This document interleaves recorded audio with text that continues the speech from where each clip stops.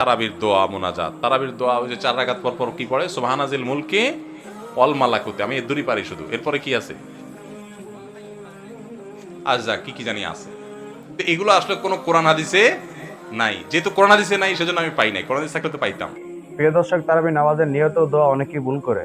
প্রিয় দর্শক, এই ভিডিওতে আমরা জনপ্রিয় ইসলামিক প্রচারক শেখ আহমদুল্লাহ হুজুরের বয়ান থেকে তারাবির নামাজের নিয়ত ও দোয়া অনেকেই ভুল করে এবং কিভাবে সঠিকভাবে পড়বেন সে তথ্যগুলো তুলে ধরবো। প্রিয় দর্শক, ভিডিওটি খুবই ইম্পর্টেন্ট, আর বেশি কথা বলে আপনাদের মূল্যবান সময়টুকু নষ্ট করব না। আমরা এক এক করে তারাবি নামাজ কিভাবে সঠিকভাবে পড়বেন সে তথ্যগুলো শুনবো। বুঝে আসছে কথা? আমরা এক সময় দেখছি যে ইয়াং পোলাপান তারাবি পড়তে যায় না। কিরে বাবা তারাবি পড়তে যাস না কেন? বলে হুজুর এখন তারাবির দোয়া মুখস্থ হয়নি।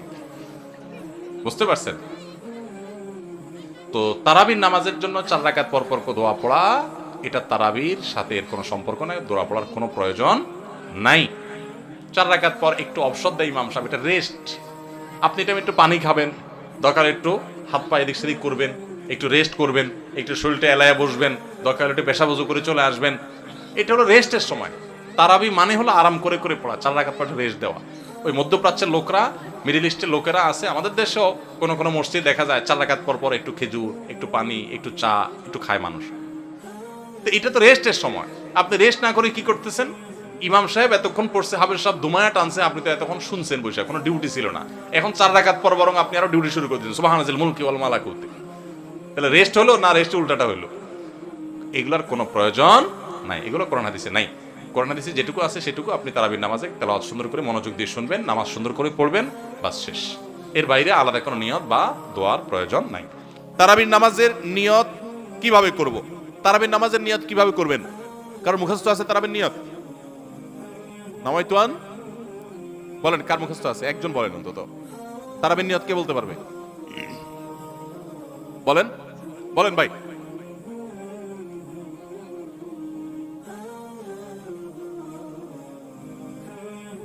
মাশাআল্লাহ মাশাআল্লাহ, এবারই পুরস্কার দেওয়া উচিত। বসেন, আপনি অনেক কষ্ট করে মুখস্থ করছেন। তুমি রোগরা সদরের লোক ভাই, কালো কালো। আচ্ছা ভাই, তারাবির নামাজ বা যে কোনো নামাজের নিয়ত জরুরি। নিয়ত ছাড়া কোনো আমল হবে না। কিন্তু নিয়তটা হলো মনের ইচ্ছার নাম। নিয়তটা কিসের নাম? আমি ভাইকে দিয়ে নিয়তটা কেন শুনছি সেটা আপনারা জানেন?